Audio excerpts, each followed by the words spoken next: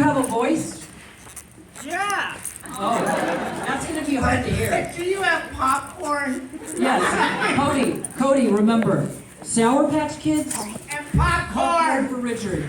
And a lobster. And a lobster for Richard. All right, so that's what it's going to be. Enjoy, and let's see how this goes.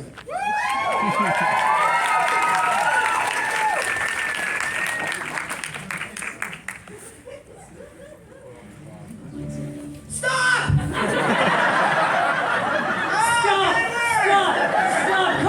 Cody, stop! Wait, do we not have lights on us? Okay. Yeah.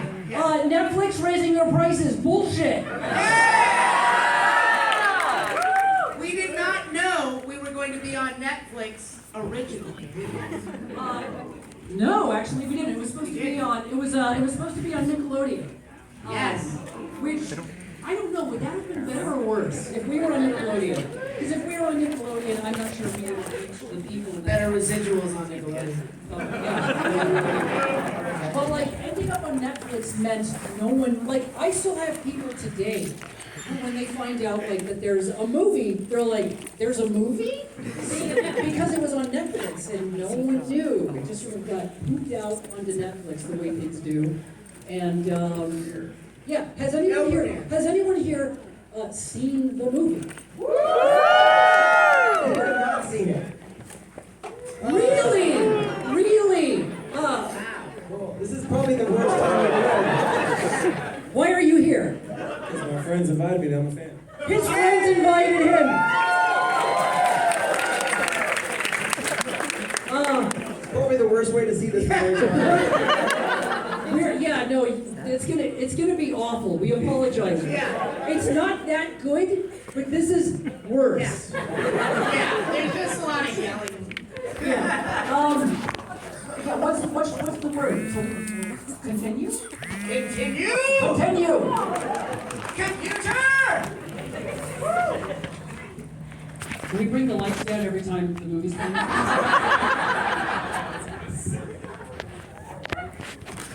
used to look up at space. Turn the lights off! All right, stop! Okay, hold on. No, real. No, this is a real one.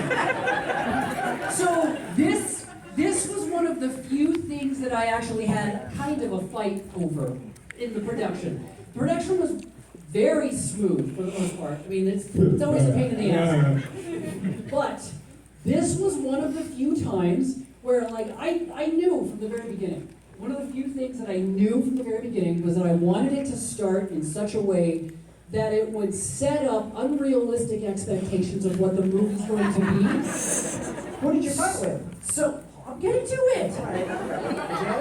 So that, like, there's just something I like about starting off so, like, badass visually. Like, Spencer Wan did all of this. Amazing Spencer Wan did all of this. Pretty much all himself. Jake's storyboarded it. Jake also can't be here. There was, like, I wanted to just sort of live that moment of watching an audience go, holy shit, is that what this is? And then it turns into the actual movie and have them go, oh. But the argument came from this version of DIB, which I forget who, but like higher ups, they let us pretty much do whatever. But this was one of the things where they had some pushback because they thought that DIB was disturbing looking. And I was like, and? Like, it's funny. It's just funny. Brown glasses. It's classic. Lesson down brown glasses. I don't know exactly, like, he's got like these sushi lips and like, yeah. They thought it was upsetting, and it was one of the only times why I had to just be like, but I want this. It wasn't a big fight, but it was like a weird kind of like, just They change had a it. problem with this, but not Dib disgusting and moving to his chair and covering the and everything. No, it was just this. Spencer told me that this actually was, the design was kind of inspired from One Punch Man, Puri Puri for this. That makes a lot of sense, but it's just funny. And for someone to be like, hey, let's change this, it's upsetting, kids are gonna think it's weird, and I'm just like, fuck. It's funny. It's just like, I as a kid would laugh. I would think this was weird, it's memorable, why make it less memorable? Anyhow, continue! Computer! Stop! Stop for a second! Stop! I showed this to my mom like a couple weeks ago for the first time. When Dr. Carvey says I'm 10 years old, she asked me some questions. And I realized that for the last 20 years, she's never watched the show. Alright, you go ahead. Computer! I'm sad. Here. Stop! I hardly recognize him anymore. He just Stop! Jhonen, stop! No, you're going too fast! Oh God, stop! What's happening? If we don't stop, it's gonna explode. Oh, there goes Cody! He's already on the bed! He's sick of it already. Yeah! We brought you all here because really this is a timeshare meeting that we're having. Is that Justin Roland? And Yes. yeah. Can we get the volume louder? Right? We need it louder? Yeah, it's very quiet. Is that possible, Cody? Working on it. Okay, well, while we're working on it, we'll tell you a little bit about this. They're eating here. And if you pay attention, you'll notice this is chicken. That's juice. And that's Look gas. how little that juice is compared to him. Yes, exactly. Exactly. That's a mistake. Yes. Also, really big compared to gas. Yeah. I mean, how do you give him, you just give him a bigger cup, and you give her a smaller cup. How much juice do you want? Well, I don't. Were you one of those kids that you would go to a restaurant when you were a kid and your daddy like, I want orange juice? It's okay, it's very expensive. And then you buy an orange, you get orange, like I know that. No, but what my mom used to do, she would take orange juice and she would pour water into it as we were running out of it. And she would say, we're not, same with shampoo. Like, we're out of shampoo. Orange juice in the shampoo? Yeah, she would pour orange juice in the shampoo. And then we were on road trips, and then we would go like long trips from like Van Nuys, California to Michigan, and we were like, Mom, I'm thirsty, and she would say, and I quote, swallow your spit. Anyone? Swallow your spit? Yeah. Do you think Professor Memory would do that to his daughter? Yes. He doesn't know he has a tongue. He does in this. He does in this. He's much more aware of having a family. Yeah, finally. He's much more aware of that there are people that live with him. Yes. That was intentional. Because it's longer. We couldn't, it wasn't just like a 20-minute episode. There had to be feelings. I brought in a guy. He couldn't be here either. Brian is a friend of mine. So, Brian Burns. I brought him in because I knew that this story was going to be a little different. It had to be a little different because of the length. It couldn't just be a regular ZIM episode because it would have become mind-numbing. It would have been non-stop screaming. It's still a lot of screaming, but it would have been like the nature of the show on its own is very much just anger, bitterness. There's no love. It's just anger and rage and noise. And yeah. For the movie, it had to be, there had to be some progression. There had to be a little bit of feeling. So I brought a friend of mine in who had feelings. So I would ask him while coming up with the story, like, what would someone feel here?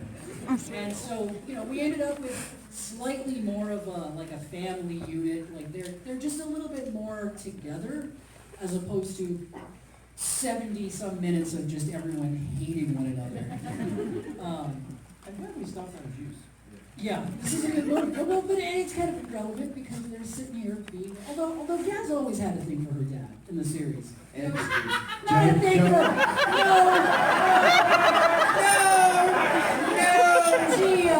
Gia. Gia's sorry. Jhonen, can I? She just loves her dad. Eric Trueheart. Yes. Can I talk about the draft that you showed me? That was a little. That's why Eric was brought in. Yeah. There was some story content. I will say, so Jonas, can you read something for me? I think there might be, like what? He says, I think there might be too many feels in it. He didn't use that term. But Brian, who wrote in here, Brian is very feelsy. This is great. He's very feelsy. He would always And I'm like, hug us. this is not- His nickname is Uncle Feely. He felt me. He didn't even know me. Yeah, and I read it, and I'm like, he's done such a great job. Why are people not hating each other more? Well, that's because he always had a thing for his dad. Yeah. I could feel that coming through. Yeah. Uncle Feely. But yeah, so then you said I need to make people hate it more. Well, no, I mean that Each is other. why like I brought Eric in because like Eric, I want you to like I needed you to confirm that the meaner stuff was better than the feels stuff. And Eric came in, he basically settled a disagreement, and it's why like the movie went off in a completely different direction. There was much more love. And like, A lot more love. and so like in the production, it was all about like I would see the stuff getting made, and I'd see how it was coming along, and I'd start feeling a little weird. So I'm like, Jesus, I think there's too much love. I think there's too much. Like it's a little too friendly. It's still very friendly. It's still a very friendly version of the world, and it's not as dirty. It's not as dirty. Why does Membrane have a vape in his hand? Like he's vaping? Jewels were huge around this time. Yeah, Jules were huge. Yeah. Computer! Yeah. Resume. Stop. That was literally an hour worth of takes with Melissa. I'm not kidding. Remember? It was like no, try something a little different. Angrier. She hates him. All she had to She do. hates her brother. That's all she had to do was go. That's right, like. He's like, no.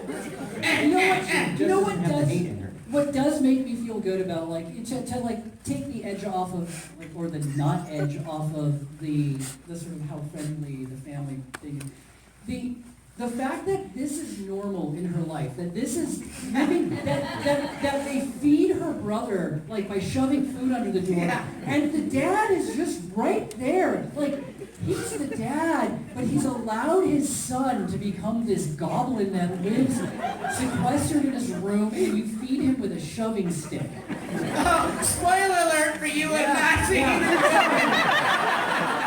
Computer! Richard, I heard that's how you raised your children. I did raise the children. Hey, stop.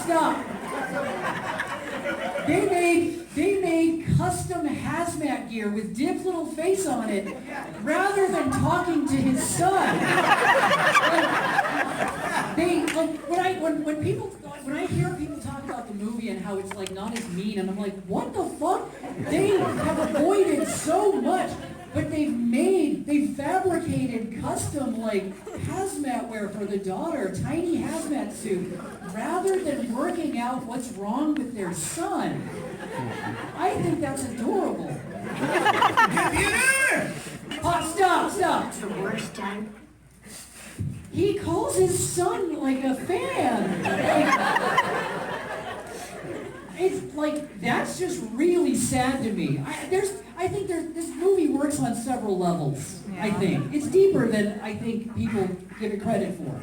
You're not going to see how it works tonight, but... Why does Membrane talk like Dr. Strangelove? Yeah. Dr. Strangelove, remember he talks like Dr. Well, his impression of his father was Dr. Strangelove. That was Andy Berman's impression of that character, yeah. I don't remember exactly how that happened because Andy's was supposed to do an impersonation of his dad, which would have been just like this, but it came out. I don't remember whose idea Literally it was Dr. to Strangelove. do like. He just did that. It's like an Arnold Schwarzenegger or something, right? Yeah, he got his own... He's like talking like this. Is that what he thinks his own dad sounds like? It's also because Andy never watched the show. Yeah. So, he had no. Computer! His name is Cody. Cody! He's a man. That's it. Now begins the sitting in dark.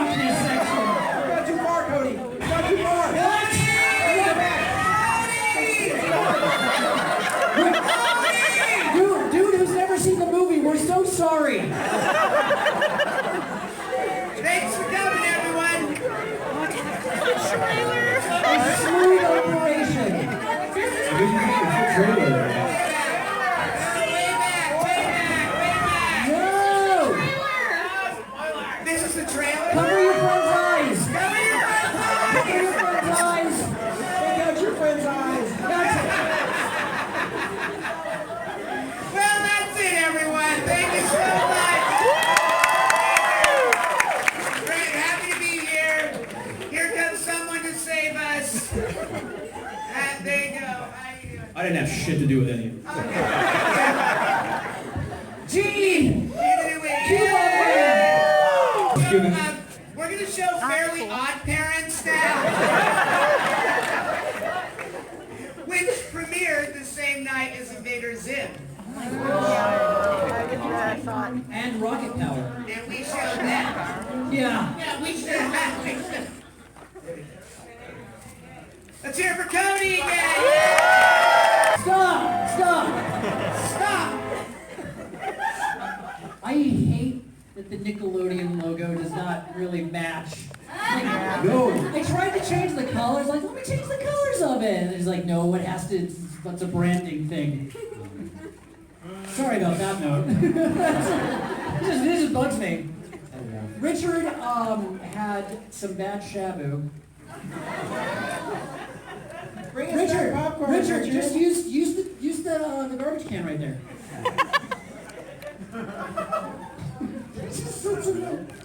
Popcorn, Richard. Bring back popcorn. Yeah, and the Sour Patch Kids. All right, let's go. It's kind of quiet. It is very quiet. Stop. Oh, okay. Yeah. How many of you have seen Francis Ford Coppola's Dracula?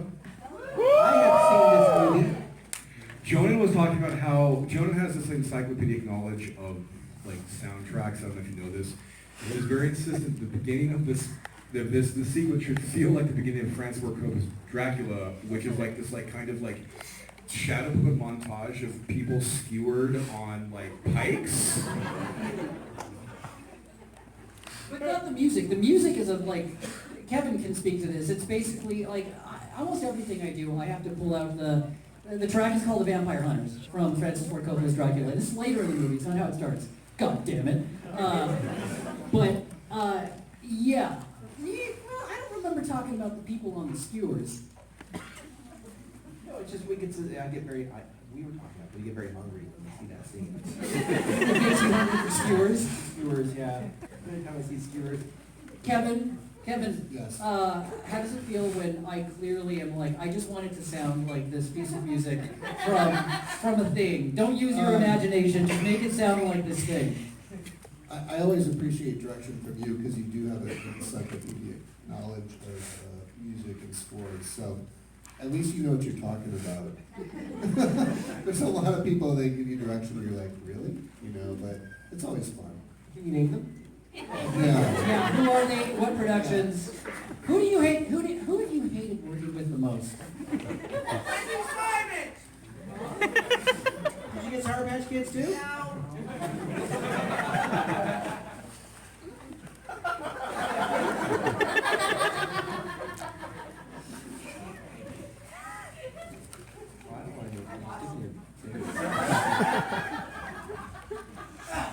All right. Computer! Continue.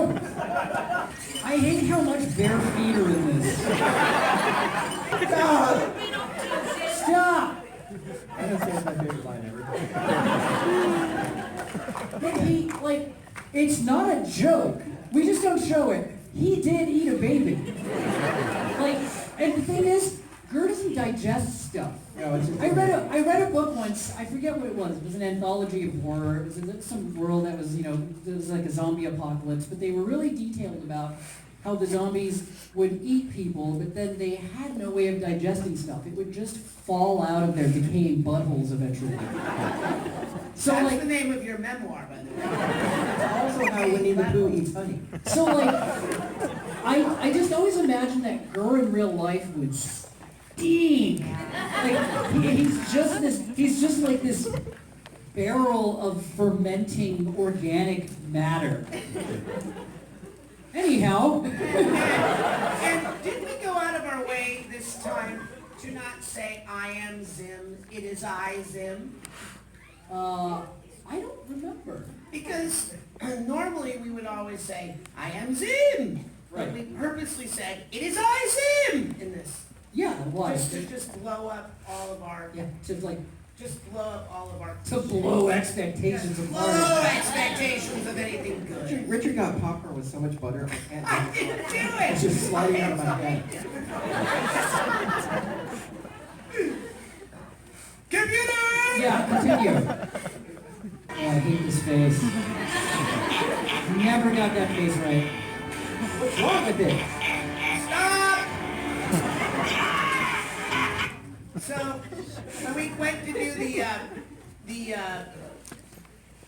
announcement when it first came out, did anyone see the trailer? I know this story. I know this Coming story. soonish. So the only thing we did years before the movie ever was made is Ricky and I went into the Nickelodeon studios with Jhonen, and all it was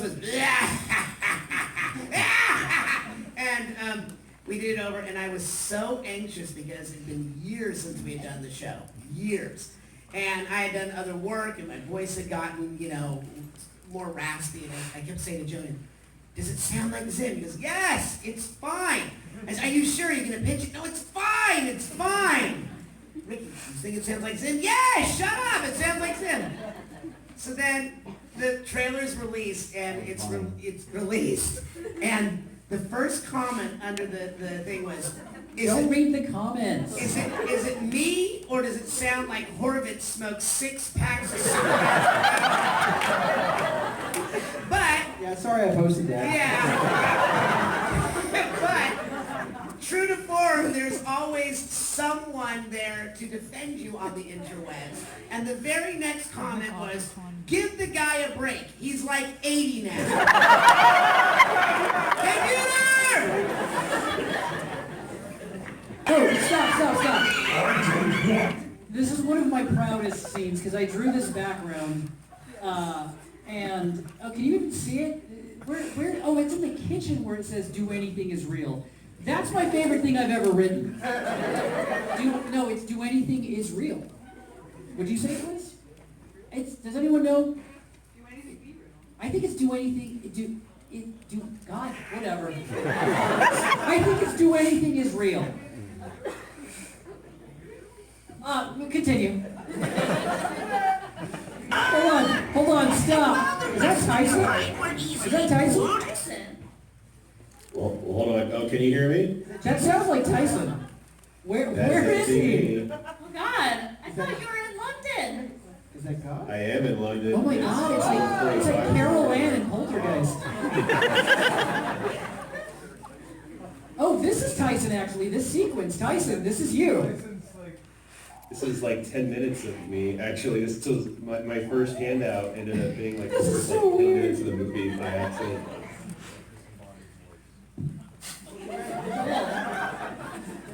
Do you have anything to say about this scene, Tyson? A lot of fun. Enjoyed it very much. Yeah, well, carrying on. Continue. Stop.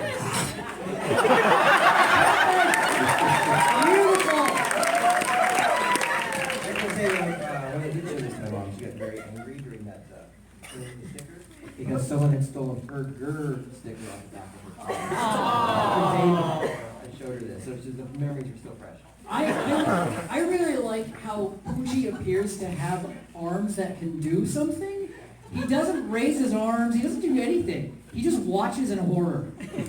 What was Poochie the name of that kid? That's What's his Poochie, name? drinker of hate. Yeah. Yes. I do remember specifically when we were boarding that, I kept being told to go bigger, go bigger, go bigger, and specifically make it Poochie's 9/11. It's the worst thing he's ever seen. Like, Poochie's never the same after that movie. Computer! Has Dip said more chair than man? That's also one of my favorite lines in the movie is, I'm more chair than man. More chair than man now. Not just because he delivers it like a William Shatner line. Yeah. Because he refers to himself as a man. He's like 11. Yeah. Hold on, stop. Cody, could you play that back? Like, it's always really important to me, especially when you can't see what's happening. We did it in the Christmas episode where that Santa Claus guy is like, something's, like when Zim is, he's got that Santa Claus guy from the mall, and he's like, there's the sound of like chainsaws, and he's screaming. Fred Tatasciore, who is a great screamer. There's a couple of moments from the series, we did it in this, where Dib is being brutalized by gnomes. And you can like really hear him, like they're doing something awful to him. Listen, Andy, like listen to Dib's like cry. It's really, I don't know why people don't, like why this didn't win awards. Listen to how much pain Dib is going through. It's important that Dib really suffered. If we can just go back like a few seconds. Stop. That girl, it's so cute. It's very cute, but that's like the perfect face for a thing that would eat a baby and not give a shit. Like as cute as Moss made that, because all those hydrocephalic, like giant-headed girls, those are all Moss. They made girl look like an infant. It's sort of irresponsibly cute. But that face, that dead-eyed, just smudge-mouthed face, there's a baby in that. Continue. So the little guy that comes up, he gets like hosed off. Like, what does he talk about? There's a guy that gets purple like is spitting. And he turns to a little guy who, one of the table-headed drones, and he basically spits on him, and then there's a wide shot, and I don't know if like a lot of people see it, there's a little tiny guy who gets, like the pressure of the spit basically just hoses him off the platform, and you never see him again, he just dies, but it's just so sad. I love it. I love that he just gets hosed off, and he's just this limp, lifeless, hosed off, like, I don't know, I think that sort of thing just happens a lot around the tallest. They probably just kill a lot of their goons. Is that Fred Tatasciore? My tallest. He's one of the best at doing the, like, I don't know, what are some of the other voices? He did the snowman from the Christmas special. He just has a great voice. But we had to have him for one of the crewmen, because like the tallest always had one crew guy who just is better be like this, and Fred is amazing at it. You are too, Richard. Thank you, Jhonen. Thank you, Jhonen. All right, continue. Whoa, stop. I'm having like a weird Mandela effect thing. I don't remember that reed getting used. Oh, I do. I remember recording it. Oh, man. But don't you remember? Yeah. We did a bunch of them. That's how I remember that scene. Put it in Zim, do these. What I remember is just like it just was one burst. It says, put it into this. And then he goes right into it. That's so slow. Why did I pick that? This is all you know the conventions now. That's it. Yeah. Over and over. Put it in Zim, do this. Just dead-faced, tired.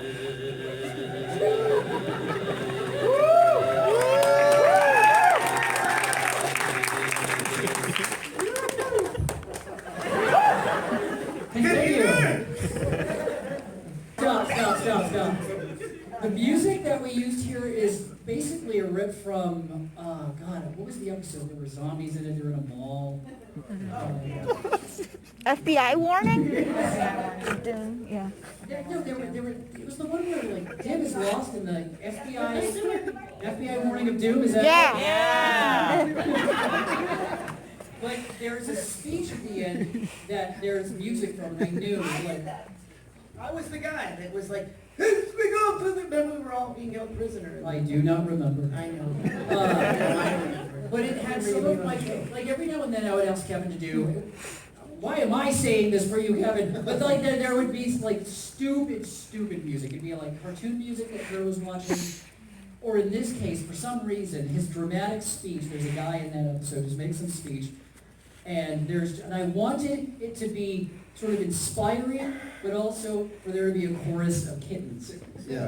And that's you, right? That's your voice. No, so those are actually kittens, and so we just found Squeeze some. No, we found like source recordings of cats, and then I put them on, into a sampler, and then we actually just played the kittens on the keyboard.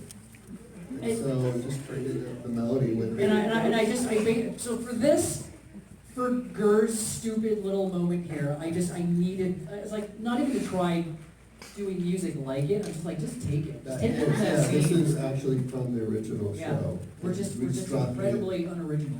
Which I was happy because, I don't know, I've already Because done you didn't cats have to- once. yeah. Yeah, You Kevin only does, need to do Kevin cats does a once in lot your of life. music. Kevin does a lot of music. He did like way too much per episode. The movie was like wall-to-wall music, so any chance to just reuse something. I didn't mind. Yeah, all right, continue. Stop. The tallest could be. The music for that whole section, because every time I watch the animatic, I think we dropped in, it's another one of those pieces of music that I always like. Jedi. No, that's Mass Effect, Sovereign's theme. Yeah. Jedi. No, it was Sovereign's theme. Because it's fucking awesome. Continue. Stop. So I have a memory of being in someone's office and the door was closed and Jhonen bursts into the office and goes, I have an idea for the montage. It's like, we gotta have gas come in and she's playing a guitar and there's like fire and flames everywhere and stuff. And then he was like, anyway, bye. Now make it. I mean, that was most days in like the whole And then just pop over the wall and That's kind of my job, though. Like, a lot of times, like, do you remember towards the end, I'm sure we'll bring it up, but like Gloinky wasn't in the movie. Yeah, we'll get there. In about 3 hours. Okay, go ahead. Cody, can you pause on ripped, shredded DIM? I like that he kept going. He didn't go attack Zim. Yeah, pause. Look at these like horrible corn niblet. Look how low they're coming from, like, his waist. It's like you can just like yank them off. What is that bread? What is that like? Hawaiian bread. Yeah. What about the hands? His abs are butter and Hawaiian bread. But the hands. The hands are so tiny. It's still little boy hands. I don't even notice his hands. We gotta fix that. I like that he didn't like go to a fight Zim when he was normal size. He just kept going. Yeah, what happened? How did he go back? We explain it. There's a moment where we explain it. We thought of everything. I think he says it like, right? He worked out so much he has more teeth than usually. And they're really long. God, his abs are disgusting. All right, Cody, thank you. Continue. I was right. That guy getting his hot dog sucked somehow. Wait, what? What was your comment? Go back to the guy getting sucked dry on the street. It's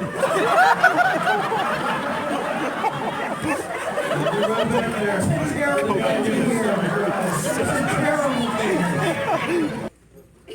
Yeah, you want to pause on the guy getting sucked dry? What is the hot dog? Right here. Perfect. Cody! Well done. The sniper. Hot dog also, doesn't it siphon the hot dog doesn't like what's true. Yeah, it has a soul. Yeah, of course. Just like I remember we definitely had a back and forth on whether or not his hot dog should logistically be allowed to be suck-dried. I can't imagine that it was a very long back and forth, because of course the weenie needs to get sucked dry. That just sounds even worse. Is that how you put it in the meeting? This guy's got a weenie, he's got to get sucked. Is that a tattoo of steak on his arm? Oh, yeah. Yeah, what is that? Is that like a ribeye?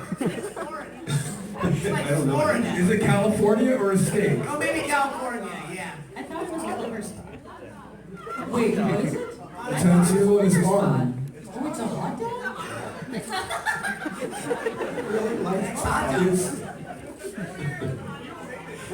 Tyson, what is it? I didn't design it, so. We don't have Aaron here. All right, well, continue. Guy Ritchie. What? It's the Guy Ritchie sequence. I wasn't thinking Guy Ritchie. I was thinking Darren Aronofsky. Jason. I was thinking Requiem for a Dream. Oh my God. No need for the lights. Duh. Is that, Teller from Penn and Teller? Oh my God, it does look like Teller from Penn and Teller. God, I love that little leprechaun, or whatever that's supposed to be. It's such an awful drawing. Is that he's like a pot-bellied leprechaun? There's like 2 leprechauns in this movie, which is way more leprechauns than we've ever had. Computer! Yeah, continue. Yes. Yes, stop. That splat is there, he's pressed because I coughed. Yes. Yeah, the pizza came from inside him. Yeah, but Ricky I made coughed, a noise, remember? because I was having trouble breathing when I did this. I was having trouble breathing. No, he was always supposed to cough a pizza onto But the you wall. animated my pain. That's real. But I think he was always supposed to have a pizza fly out of his mouth. Like an entire pizza. That entire recording time that we were doing the movie, you were always dealing with your That's asthma. bloating hurt. Right. Yeah. You would have Doing bloating kills me. oh my, he would have major coughing fits, and we'd all be like,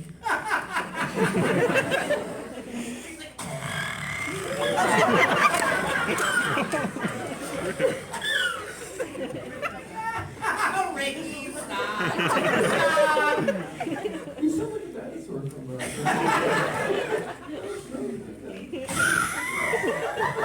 Computer! Stop.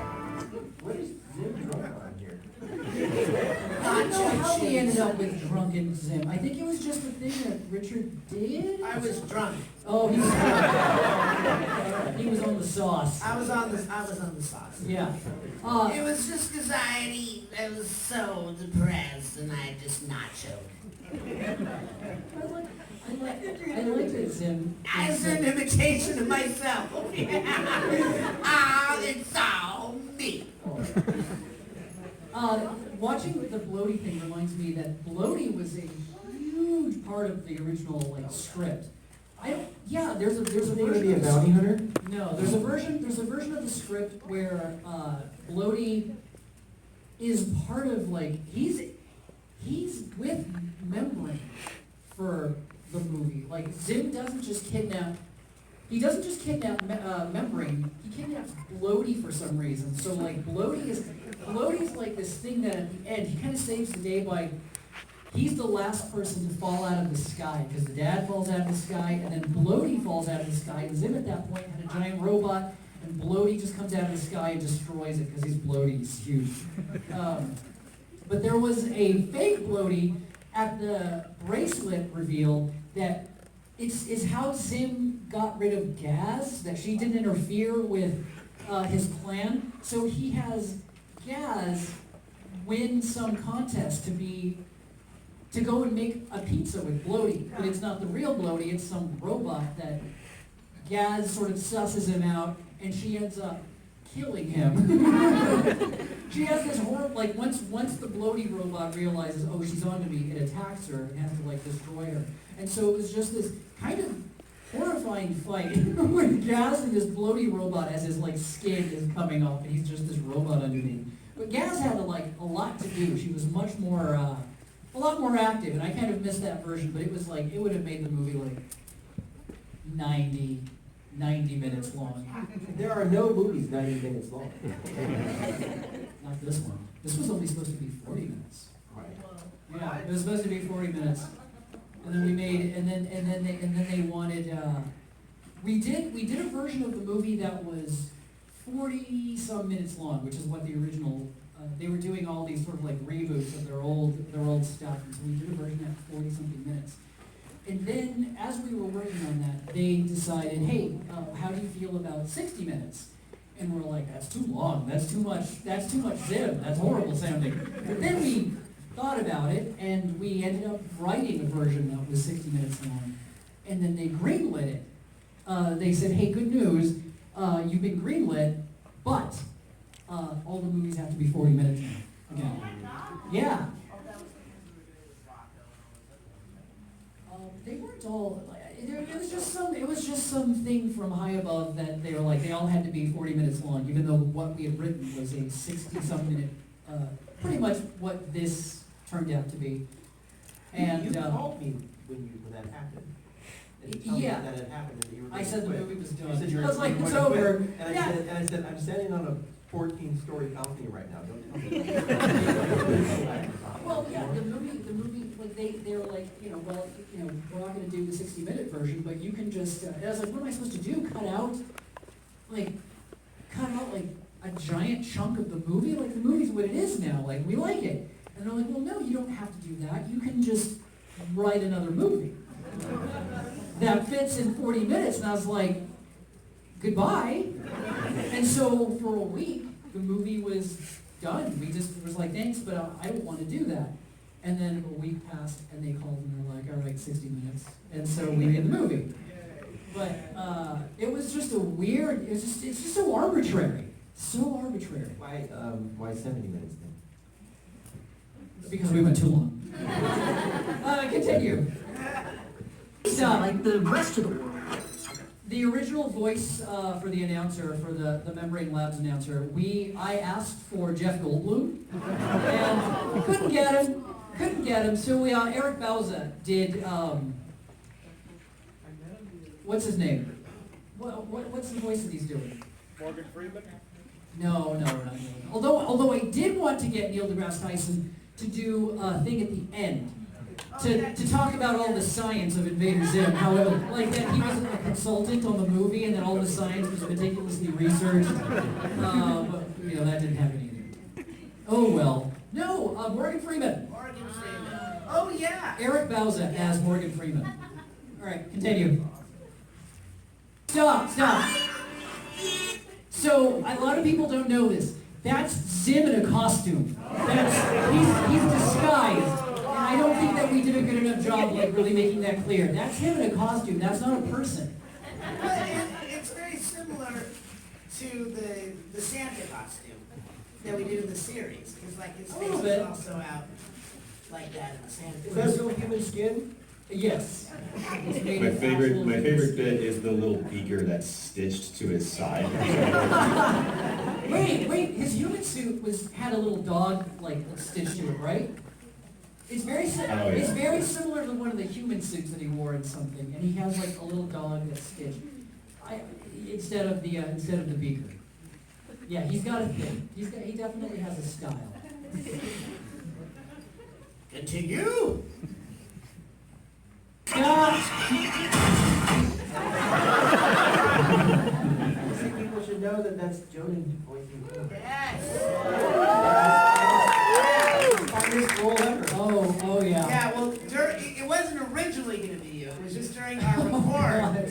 He was doing it so we couldn't stop laughing. It was just a temp thing. It was just I did not plan on doing it. Started doing it, no one could hear it any other way. It It was horrible. I am not like Richard is a trained, his voice is a trained thing. It's a deadly weapon. Like he is so, yeah, like, it is a finely tuned thing. There's ways that you're supposed to. What about me? Oh no. No. Don't even. Well, probably now you've gone through Puberty. Yeah. But like, I have so much respect for like what Richard does. I don't. Like, watching what he does, like it's not easy. It's not easy doing this, and I know that it's like torture on a lot of voice actors because it is a lot of shrieking, screaming, howling, and so like on the series it would just be nonstop. Richard with the lemon, the chamomile and the lemon, and 6 bottles of of this size water. Just lubing his throat constantly. 6 bottles. I would just take one of those little honey bears and just jam it down his throat and just squeeze it. Easy for you, Sean. And he's like, I'm not ready. And I'm like, you have to be ready. But like doing, for me, I think on the movie I did Mini Moose and the computer and Clembrain. Clembrain was agony. Because I don't use my voice the right way you're supposed to like preserve it. So it was just a lot of screaming, and so then I would have to do Mini Moose, and I'd be like, we have to wait like a week. I couldn't speak, and so like after just one day of recording, it just gives you so much appreciation for what this goblin does. And could we go back before he smashes through the wall, because it's like my favorite thing in the movie. I just found the drawing that I did to illustrate how he smashes through the wall. Oh, he's missing his ghost! Oh, he's missing his ghost! Stop! Yes! Look at that little dip! Stop it. Hey, I just want to look at it. But one of the things that I like, I think we did this a lot in the series too, but like, Zim's genuinely surprised to see Jim here. Like, there's something just wrong with how he thinks. He's set up on the lawn of his nemesis. And Dick pokes his head out, and he seems almost like he's seeing his best friend. Like, oh my God, what are you doing here? This is, how many times did we do this joke? Just once in the series? Or? Oh no, several times. Well, there's the scene where they're like yelling across the street. What? Like, yeah. What? And that's the only one that I can Well, remember. we also did. Who are you? Who are you? Who are you? Over and over. This is my favorite. I distinctly remember a joke that was cut from here because I boarded a little bit where they were throwing the guys through the air with the bracelets. But on the news ticker in the board, I put East Day festivities continue, children laugh, birds sing, fatalities minimal. I don't know why we cut that out. Censorship reason. I don't know why we cut that out, because that sort of like assuages the horror. Like the fatalities are minimal. Exactly. Oh, is it? Oh, Tyson apparently is still in there. I don't watch this. Oh, sweet. I don't watch this movie. Can you? Stop. So Zim's really thinking about it. There's a chance that is the thing. Now, it turns out not to be, but he's really considering it. One of the things, this is one of those things, the piece is nice on, is probably the very first thing that I ever thought of when coming up with the movie. Like Nickelodeon initially they wanted to talk about doing more Zim stuff, and then I talked it down to like just a one-off movie. Thanks. Yeah. You're welcome. Goodbye. No. And I didn't even have an idea for the movie. I was just like, okay, I'll think about doing a movie. And then I was, I remember the day because I was taking a shower, and it's rare. And I was taking a shower, and I like to like sing, I like to dance in the shower, you know, do flips, and I started singing just Peace is Nice. And it was all there, because it's kind of a take on a thing I've done since I was a kid. It was just like, I would end stuff with chicken and rice, because it's just funny. Just so nice chicken and rice. And then it turned into the melody, it turned into that song, and it was the very, very first thing. I started laughing in the shower, and I knew, and I was like, oh, I think I could do this. Yeah, that's funny. There wasn't even really a story. All I knew was that girl was going to sing this song, and I just had to like build a thing around it. And I started laughing because it's one of those, I talk about this sometimes, it's one of those key moments when you're dreaming up some bullshit and you can't help but laugh thinking, oh my God, how ridiculous is it going to be someday that like I'm looking forward to the me that I will be when I'm in a booth and Ricky or someone is doing the actual thing, and I'm just like, the power of like being able to make something so stupid real. And so when we were recording it, I couldn't help but just stop smiling. I just couldn't stop like help but smile. I'm like, oh my God, I'm here now. Ricky's singing the song, and Kevin made the music, and then you get to hear it, and that's like one of the most magical things. Is like I have a very distinct memory of like working on the pilot. And it didn't all work out, but had Mark Hamill come in and do the voice of Zim. And sorry, Richard. Sorry. Imagine what that would have been like. No, it was the conventions I could have gone to. It was very cool, but it wasn't necessarily my idea. Nickelodeon was pushing for like these other actors, and I wanted Richard. But we had to have people come in and do this thing, and so Mark Hamill comes in. And I fucking love Mark Hamill, and it was just so weird seeing Mark Hamill read my bullshit. And it was one of those days where I was just like, I think I've made it. Mark Hamill is reading stupid shit that I wrote. And you ended up with me. Yeah.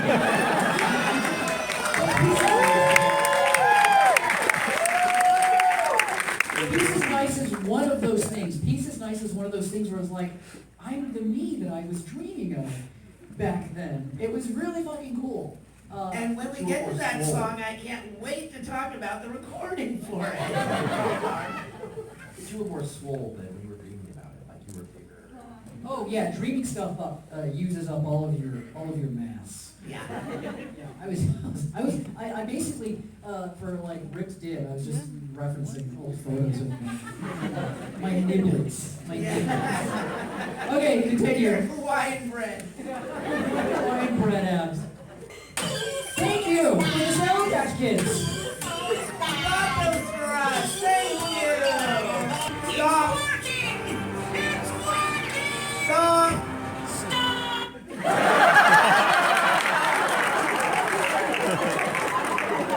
Perfect. So, this is one of my favorite stories of the whole recording. Ricky in the booth singing. So, Ricky hates the story because he's so mad at me about this. But everybody was in the booth. I don't remember it. Yeah, everyone was in the booth. Tavisha was in the Everyone. booth. Everyone. Kevin, you were in the booth. We had this whole thing going, and then we realized, oh, wait a minute. We have to pitch it down because Ricky is pitched up as girl. So then everything kind of changed in the record. And so suddenly Ricky would be singing, peace is nice, peace is... So it was like, no, Ricky, you can't do that because we have to pitch you. So suddenly Ricky had to sing it. And so we're going, everyone is directing Ricky at that point. Everyone is directing Kevin. And I'm like, oh my God, Ricky, it's like this, peace is nice.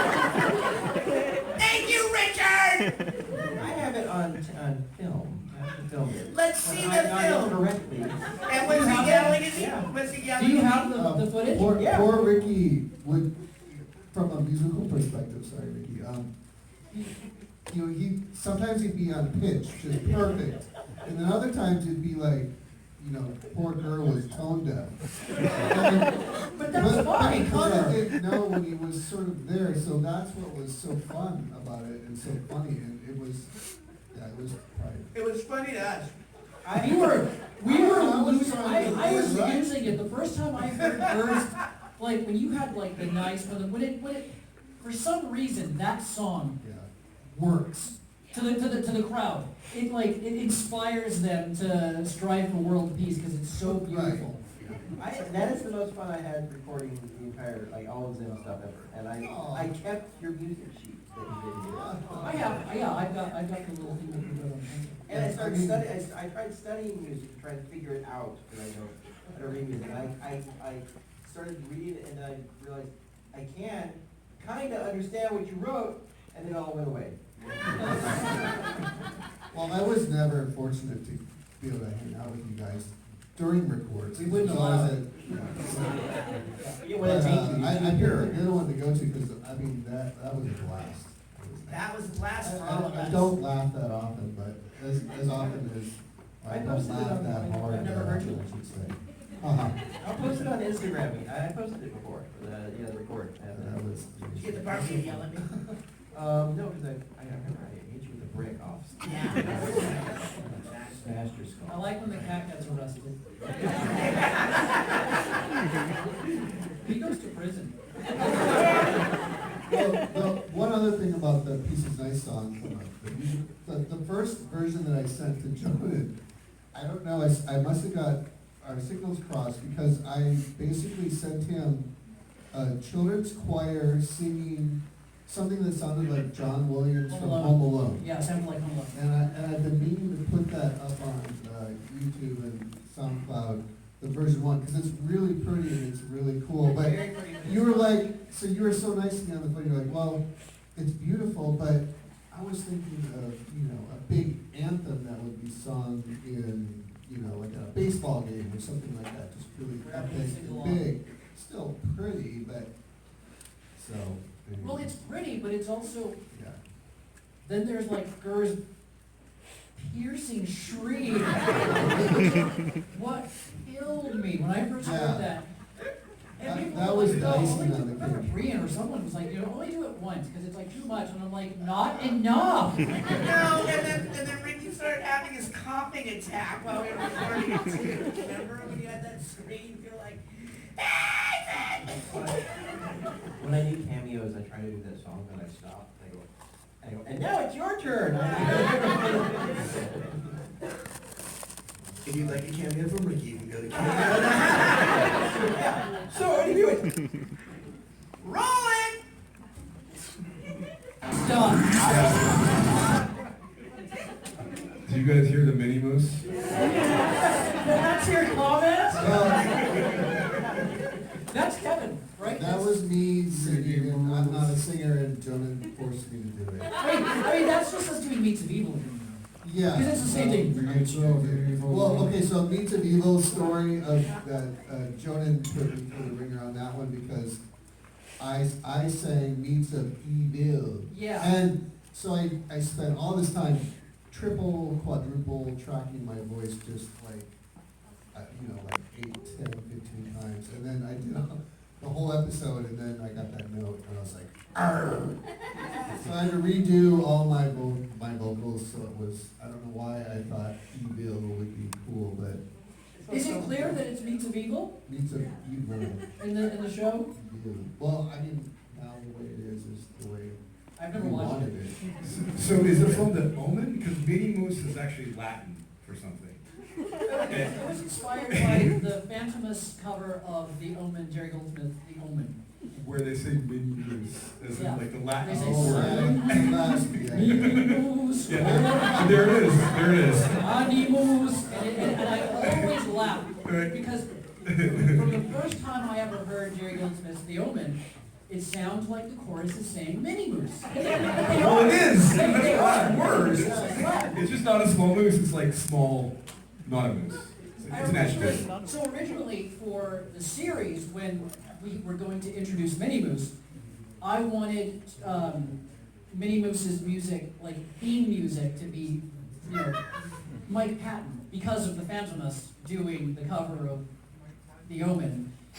Just every time Mini Moose would appear, would just be this like a hard guitar chug and just Mike Patton going Mini Moose. But we never got to do it, so this is the closest we got. When did Mini Moose become like a Hellraiser puzzle box? Was that? He was always supposed to be the most powerful weapon. Like in the series, it was just going to be a joke that he was the most powerful thing. And Zim just never, Zim put it together using some instruct, like some IKEA type alien thing, but he never understood how it worked. So he just has this little moose that could end the world, because it's just incredibly irresponsible. But in this, he seems to know. He knows that he can. Does he know what he's doing? Does he know that he's enacting this like cosmic? Oh, Mini Moose? Yeah. I don't think Mini Moose knows. He's just happy. He's just empty. Maybe that's a ruse. I don't know. I love when he says the effect. I forget whose idea the effect was on that voice when Zim says Mini Moose and it's all garbled, and then Mini Moose does that rotation and just goes. But yeah, Zim is kind of like almost capable of this movie. Like he seems like he's harnessing Mini Moose's ability to, use the dark energy of the universe somehow. But yeah, I don't know how sentient really any of the characters are. Gaz pretty sentient. Dib pretty sentient. Zim, I'm not really sure. Clumbrain doesn't make things better. But Clumbrain is the only genuinely nice person in the show. He's genuinely sweet. He thinks that those are his kids, which makes it all the more tragic. Imagine if Ern was sentient, but he was trapped behind a wall of watching himself do all these things and he couldn't stop it. He's trapped inside. He can't stop himself from being babies. The sewer unit wants to stop all these things, but cannot. Tragic again. Continue. Stop. Directly in the path of the Arkin Armor! Stop. That's basically me ripping off my own joke from, God, what episode is it where Gaz kicks Did's door open? And she's like, did you eat all the Frankenchokies or Pig something? one. And it's just a giant Pig book comes in, and then just is pulled back, and then she just comes in. But it's the same exact joke, although the wind-up for this is great. The Worked on that. We think about this stuff. Yeah. Yeah. Continue.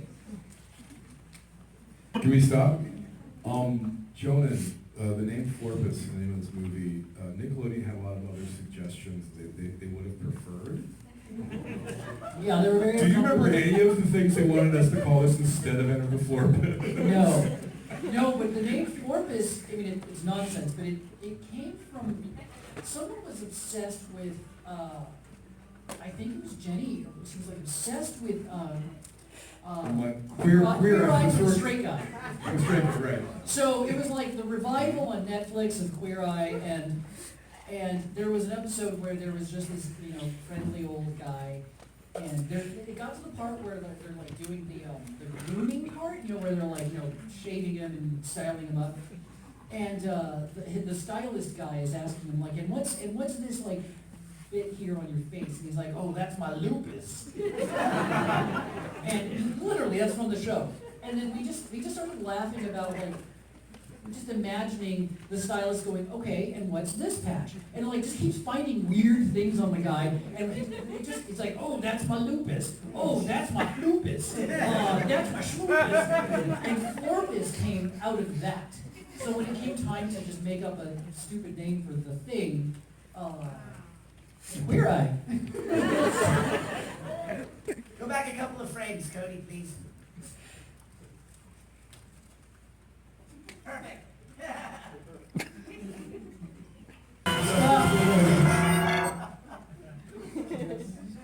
Yeah, I love that.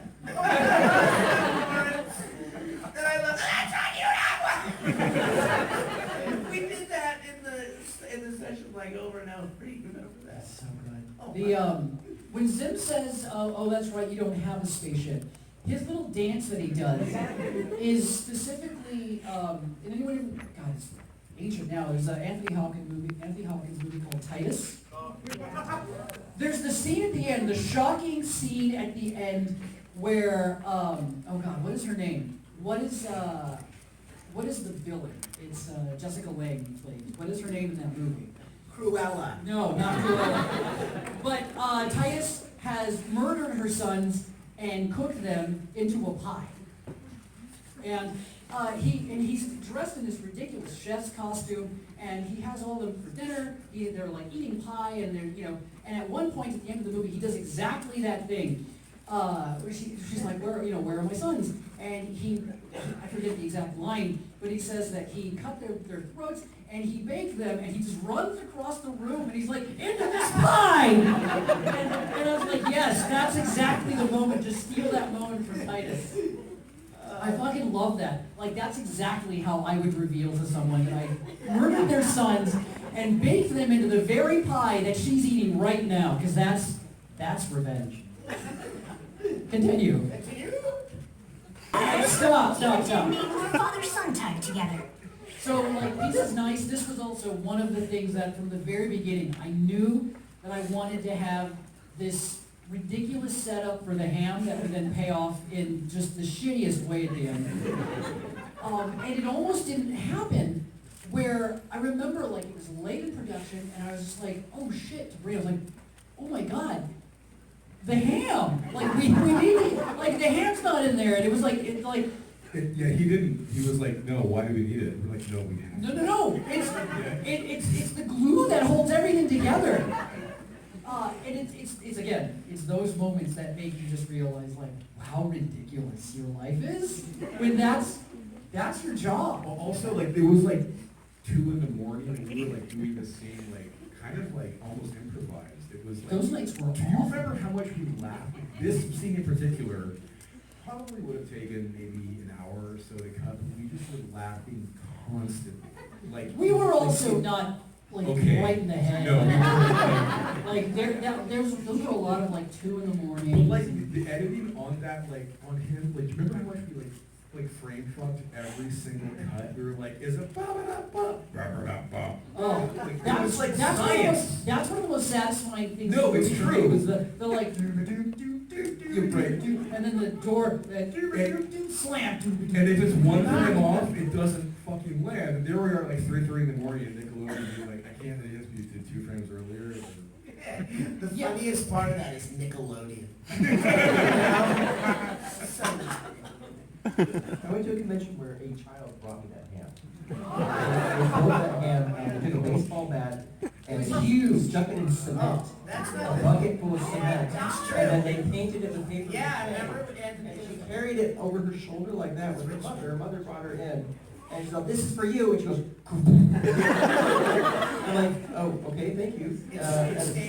And then I forgot about it, and they're like, oh, she left this thing here. And I went to pick it up, and oh God! I left it there. I left it there! I didn't bring your ammo! On a flight! You know what you did bring home? You brought home the bloaty head. That was in LA, though. Was it? That was in LA, yeah. I kept it till it started to rot. It's so real bad. It's really hard to take stuff home because you go to conventions and people will bring you, like, it's awesome because they put time and they put effort and they spend time on this stuff, and then you're like, I gotta get on a plane. I can't take this ham. How many times have you said that? I can't take this ham. This ham's unreasonable.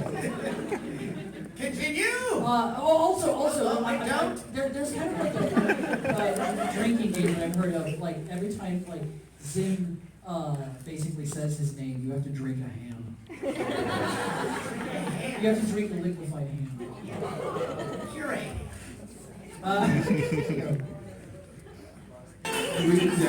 Stop. Yeah. Does anybody recognize that song? No, don't give it away. No, we're not using the actual song. We covered it up. It's like for the temp song that we used, as Moss would maybe remember. I don't know if you remember. It was, for some reason, I actually wanted to get, I would have loved to have gotten the rights to it. I don't know why. That's All by Genesis. It's like Phil Collins. Yeah. I don't know, you probably heard it. So all I hear is this now.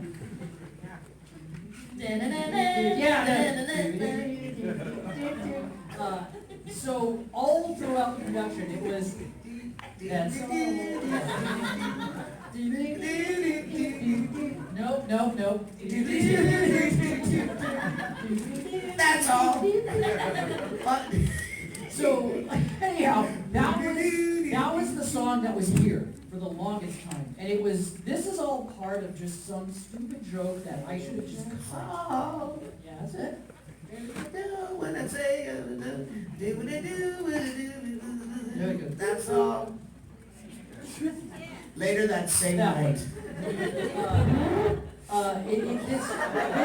This is all part of the joke that should have. It just didn't work. The joke just didn't work. But this is like leftover. This is leftover from just this setup that just we left. Stop it, Richard. Stop it. It's over. It's over. Oh God. Tell me you will when you say. Originally Gaz and Dib, they go to God, it was like they go to like a jump gate, and there's like a big line, and there's a setup that the radio is broken and that they don't mind, that they just get on with the mission, and this song is playing. And so then when we catch up with Dib and Gaz later on, they've been in the ship we catch up maybe 2 more times. Once where they're just like brain dead. They're just brain dead because they're listening to this space music and it's driving them crazy.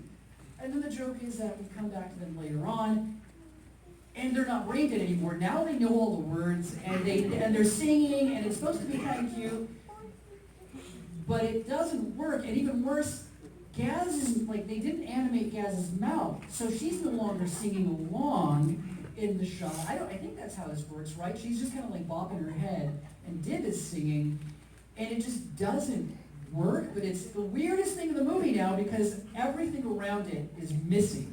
So now there's just this scene of them singing this weird song, and then later on, I think one of the guards in the prison is kind of singing it. It just makes no sense, and yeah, it doesn't make any sense. It like 5 times.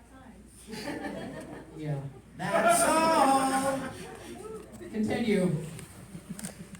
Hold on, go back to the explosion in the background. Also, we never explain it, but this alien, this race, they're named the Galaxis. I think Eric, did you use it in one of the comics? Yeah, I did a whole meeting 6. They're just vapor, and they just are really sad that they don't have like tangible bodies, so they just fetishize angles and hard edges. That's why the station looks like Minecraft. But go back to where the explosion happens here. I think it's here. Is it not in your plots? Go ahead and stop it. I didn't see it. So did we take it out? So I think we took it out. So yeah, it was awful. It just didn't work. So originally, there was like a tag at the end of the movie. And what was supposed to happen there was across the hallway, where that sort of like flash of light happens, you see a shadow just sort of like zip past the hallway.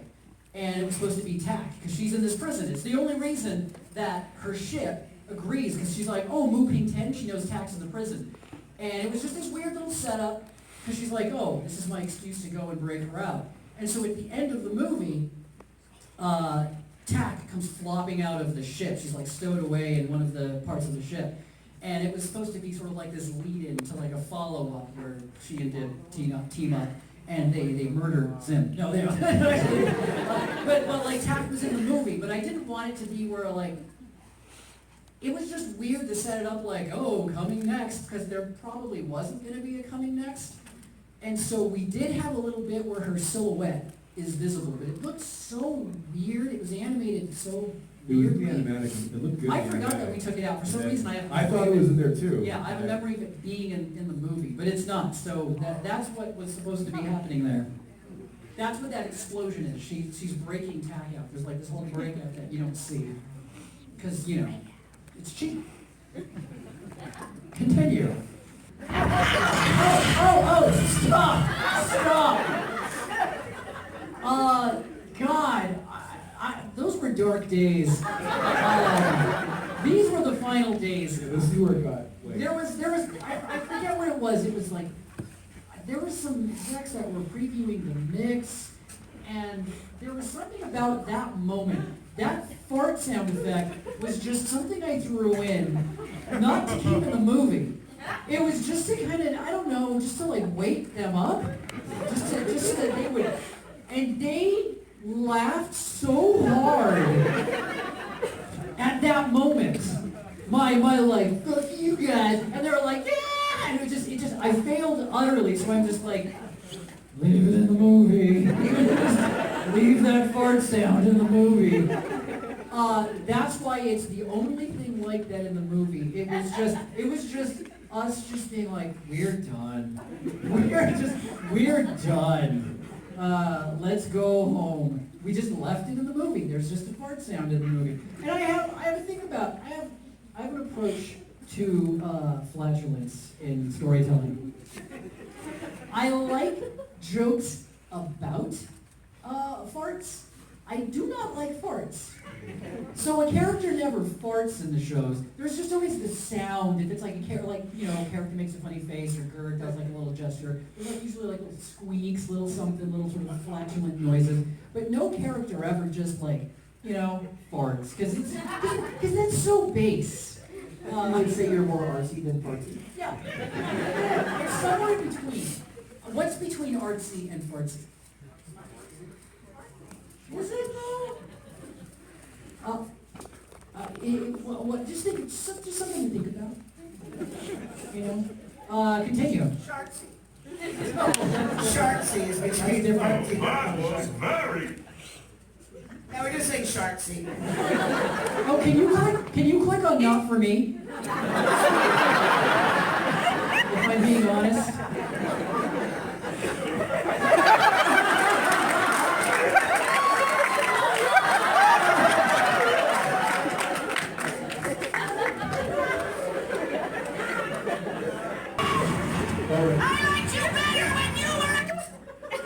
Yeah, I think we talking about Gloinky.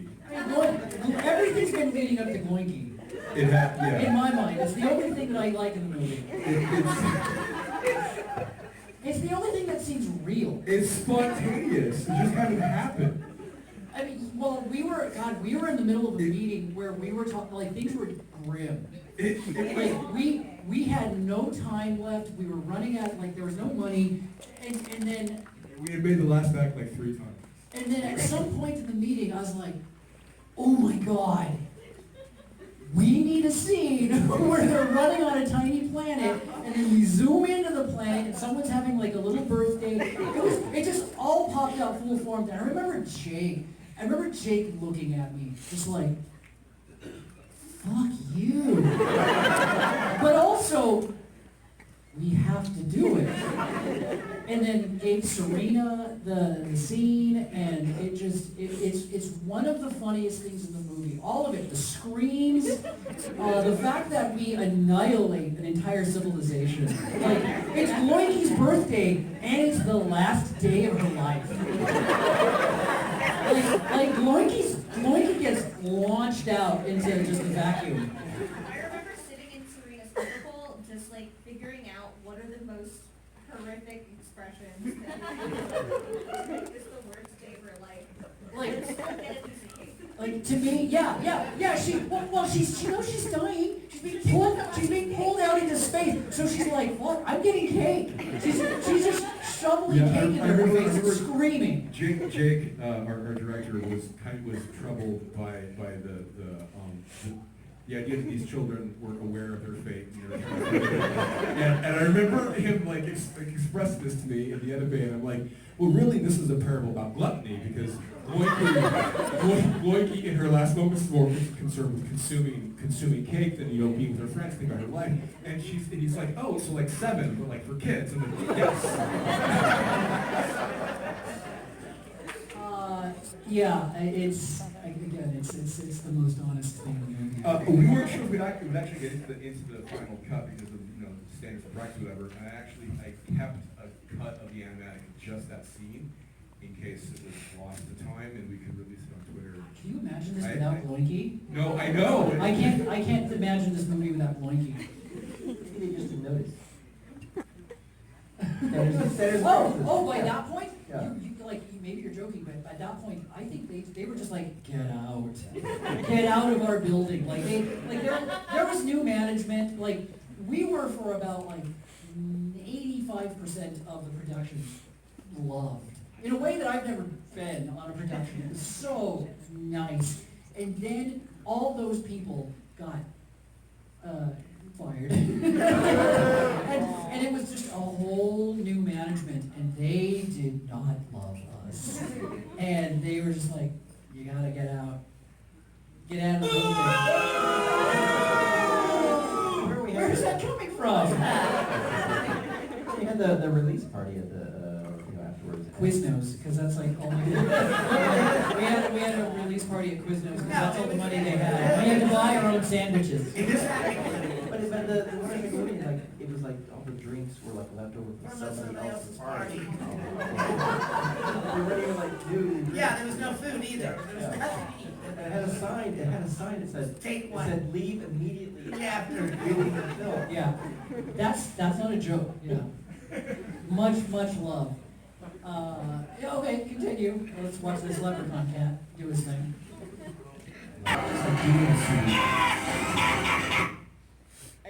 Did you say just like Demon Seed? Demon Seed. Has anyone seen Demon Seed? I always, Demon Seed or when the girl gets squished in Kira. I would have but we couldn't juice in.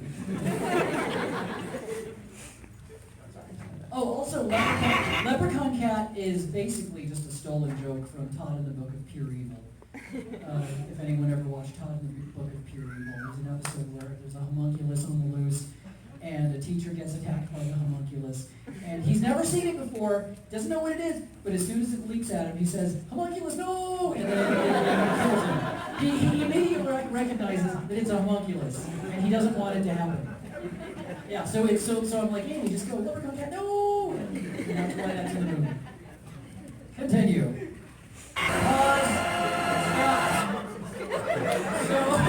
The news is so good right here. He didn't know. Any of us didn't know. He's us. He's finding out. Well, yeah, he's finding out with us. It's a big shock to him too. So this shot is animated by a guy named Tim Pendergrass. Tim Pendergrass?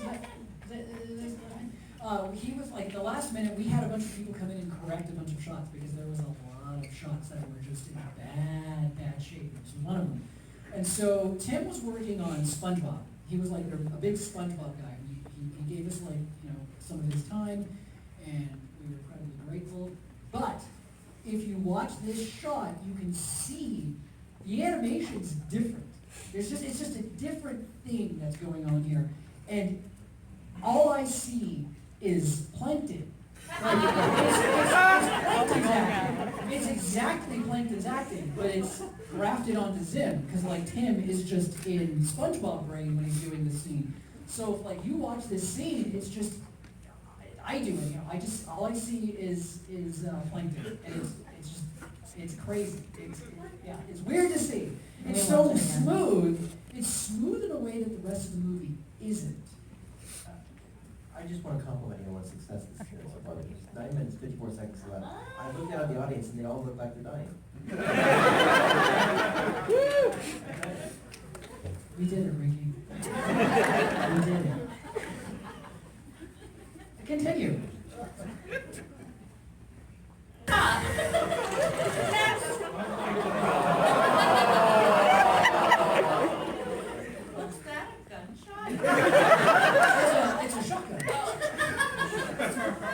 because it's like, it's the strongest thing I can think of for like, he's like accusing.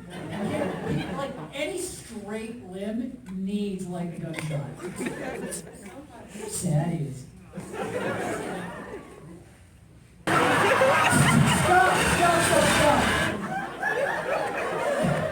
So, an interesting thing about that puppy shot.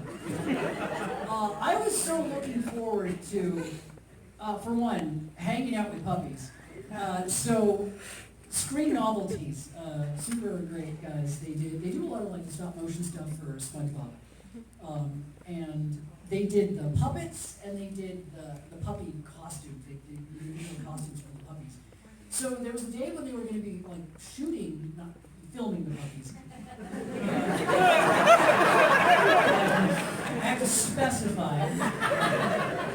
And I was like, I need to be there for when you guys shoot the puppies. Because that just sounds so fun.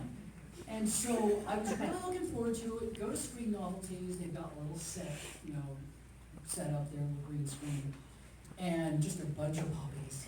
And it was like great hanging out with those puppies. But there was like a puppy wrangler lady who I didn't like. She was so. I don't think she really had. I think she just borrowed these puppies. I don't think that she had any real connection with the puppies, but she was extra precious with the puppies. And so I'm like trying to direct this, and I'm like, really shake those puppies. Like if anyone's ever held a puppy, and you just go like, and it's just like the fatter the puppy, the better. Works on babies too. Like you really pet the baby, you're just like, I'm shaking the baby. I was like, she had to be the one to do it. She was the because I wanted to do it. But she had to handle the babies because she's the animal wrangler. And I'm like, you really shake them, like make it funny, like really wiggle them so their ears, their shell is moving around. And she was just wouldn't do it. So if you notice, it's not actually real-time shaking puppies. It's just her kind of like doing this. And we had to speed it up because she didn't want to like break the puppies. And I'm like, you can't break a puppy. It's impossible. I've shaken puppies. And they love it. They love it. And so I didn't get the shot. I didn't get the shot that I wanted. I just got this kind of lethargic puppy wriggle that we then had to speed up, so the shot doesn't last as long. So we had to speed it up. It's one of the biggest heartbreaks of my life. Continue. Stop. So you heard that, right? Everyone knows what happens there. Minnie Moose pulls up on a motorcycle. He fumbles with his keys. He has keys on him somewhere. He unlocks the door and he lets himself in. I love that he's got just some life. Like he's got some life. He's not home. Where's he coming home from? He's got keys. And he rides a motorcycle. Like, there's a rich story to that character that we just haven't explored. Maybe he was at the Moose Lodge. Continue.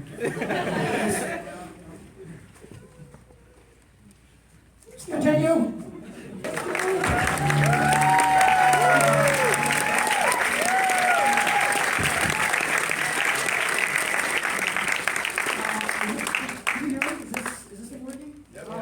That's it. Cody, what happens now? Is it over? Yeah. Wait, where's Cody? He's up there. What time is it? How are we on time? 2 a.m. How does everybody feel now? I'm sorry. I've let you down. I really let you down. I'm really sorry. Cody. Keep going now. I'll find out how much time we got. Oh, okay. Apparently we're gonna keep going. So what do people do after a movie? Let me tell you though. Have you ever been to a Q&A involving like any of us? It is a goddamn nightmare. I love that people like the stuff, but there's something that happens from the thought to their mouths where it just gets weird. It gets scary sometimes. So I'm always really cautious about it, because as good as a question someone kids that might have, it goes bad. I've been traumatized by Q&As. Yeah. Only questions, no answers. Yeah, you can ask questions, but we won't answer them. I'm curious what questions people have that we're not going to answer. Yeah, like this. There's a lot writing on this because this was your idea. No pressure though. So, I had this thought since I was 9 when I first watched the show, but How old were you when you watched the show? 9. 9. I'm 21 now. But are the tallest brothers? Because the other tallest, damn, okay. No. No. The tallest are just two dudes who are the exact same height and they have to share the job. And they're not related, they're just sort of begrudgingly. Lovers. No. As badly as you want them to be. But there is no love in the show. As badly as you want for there to be. I like love too, but I hate forcing love where it doesn't belong, and it doesn't belong in this show. Can we just get that out of the way forever? No, they're just sort of like two dudes who have the same job. Not related, if that was the question. Yeah, that's the answer. That was okay. That wasn't so bad. That wasn't so bad. I have a question. G is the official mic walker. She's the Oprah Winfrey here. Not a question, well, kinda. You know this is a Q&A. Is this an answer? No, a birthday shout out for the birthday girl. We don't do that. Happy birthday to you. It doesn't matter. It doesn't matter. We're all just gonna die. You can all just get closer to it. Have some sympathy. They're losing time. They're just blasting away from the time of their life that things were actually joyful and meaningful. It only gets darker and colder, and you're I'm sorry. I apologize for that. Happy closer to death day to you. Questions, please. Okay, here's one you may have thought of 8 years ago, or you're going to think of it right now. What did ZIM frame Professor Membrane for to land him in a maximum security space prison? I figure that Moving 10 is shady, and you can just give them a couple of bucks, and they'll just imprison whoever. We never thought of it. It just was. That's the kind of storytelling that we do there. We just did not think about it, and it doesn't really change the story. But if I had to think of a crime, Jaywalking. Jaywalking. In one of the comments, Zim sees what Gur actually thinks of him. What does Gur feel about Zim? One of the comics? Yeah. Oh, I don't read them. Eric, do you remember that? I was sort of in and out of the comics. When Florpus was happening, it was really hard for me to stay on top of the comics, so there's just a bunch of stuff that even I don't know what's happening. I would just kind of do a pass to make sure the characters kind of sounded right, but even that was hard to do when we were making Hacksaw Ridge. I'm Mel Gibson, and this is Spider-Man. Yeah. Did you see Hacksaw Ridge? Yes. Real dodgy. Yeah. Real dodgy. The Japanese were treated like aliens. They were like monsters in the movie. They didn't you don't talk to any one of them. They're just these creatures that are getting slaughtered throughout the entire movie. Shocking for Mel Gibson. Next question about Hacksaw Ridge. Yes. Okay, who's got the one? Alright, I got 2 questions, the best permitted. First, Start with the second. Where's it coming from? Back here. Is that Cody? Alright, second is, whose idea was it to keep Gaz's eyes open for most of the movie? Mine. Yeah, Richard calls the shots. I call the shots. I have no say about it. Yeah, so let's just leave her eyes open. I don't know that there were, it just kind of happened. People were bothered by the fact that her eyes were open so much during the movie. But a lot of the scenes needed her eyes to pop open so she could direct her glance towards things, and it just turned out that way. Why are you mad? No, I thought it was a nice choice. I mean, there's a lot, it's interesting, there's a lot about the movie that is weird to me, even. It was just kind of, it was part of why I did the movie, because it was something different. We'd been doing the comics, and we sort of took some elements from the comics and other stuff that we wanted to try, different sort of like palette stuff, just different stuff tonally. And not all of it is stuff that I would, if ever there was a series, which there's not, if ever there was a series, it probably wouldn't look like the movie. It was just an interesting thing to do. I just didn't want to do a thing that I'd already done before and have it look exactly like. I liked the Rocco's movie. It really did look like this thing from another time. I didn't want to do that. I didn't want to have the movie be a thing that was constantly about referencing itself. That's why there's not really a lot of characters who, like the main crew are in there, but it's not a lot of, hey, remember this, remember that, here's a joke, here's a callback, because that shit just bores the shit out of me. It's not interesting. And anyone that sort of like wants for, it's like people who want like, oh, I wish they would remake this video game, or I wish, like, I hate those people. Because like, that's why we get so much of the same shit. So like, when I hear people complaining about the movie, I'm like, yeah.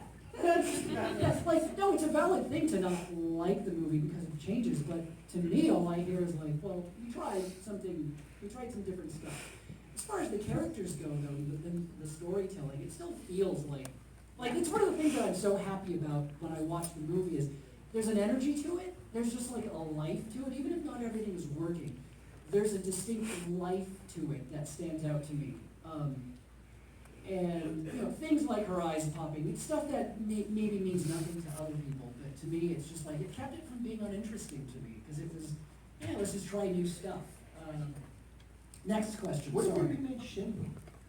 Made what? I remade Shinra. Maybe remake Shinra. They didn't remake Shinra. What if they did? Oh, what if they did? Yeah, would you be mad?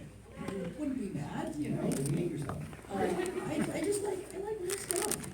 I just like trying new stuff.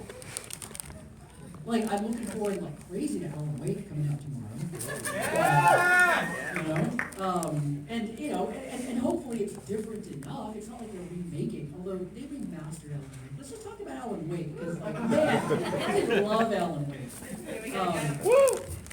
Yeah, Barry Wheeler. Guy back there. I have Guy. Hello, Guy. Who's more powerful, Mini Moose or Miss Bitters? God, that's a good question. RoboCop. Mickey's checked out. Old kid. No, old kid's no longer with us. Yeah, neither is Miss Bitters. She rests in peace. Lucille Bliss. I don't know. I don't think anyone wins when the two of those fight. Like, we lose. We lose when they fight.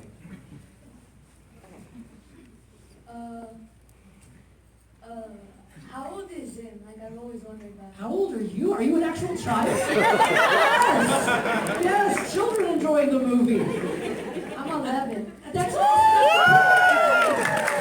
That's the perfect age for this movie. How old are what? How old is Zim? How old is Zim?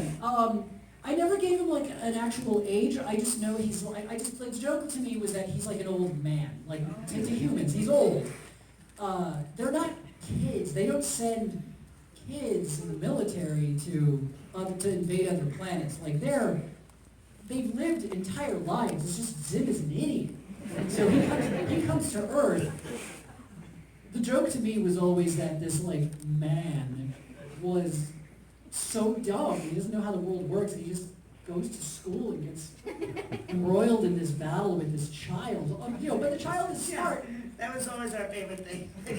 He goes to school. He goes to Earth, and when he does, he goes to school. Yeah. He's awful. Elementary school. He's awful at his job, but like, I don't know, he's like, you know, hundreds of years old, 100 years old. He's old. He's a man who's lived a life and just, he's hated. He's hated by his own people. Okay, last one. Oh, I'm gonna come over this side. This is the last question. Yeah. Everyone, this is going to be the most amazing question you've ever heard. Oh my God, I can't wait. After the episode Hobo 13, what happened to Invader Scooge? Because I heard he was like living in the basement, like Yes. his basement. I really want to know what happened. Like, was he in the like the basement the whole movie? I'm like so curious what happened. He's like one of my favorites. Well, we didn't put him in the movie because it's just too many characters. But if the series had gone on, like we had written actually episodes where Scooge, turns out he didn't die when he got launched into that planet. He just has been somehow alive and living in Zim's basement. I just really like Scooge. I like Ted Raimi. I like his voice. And, you know, you can do stuff like that. You're just sort of like, it's my show. Scooge is alive and he lives in the basement. That's the answer. Is that it? Everybody. Wait.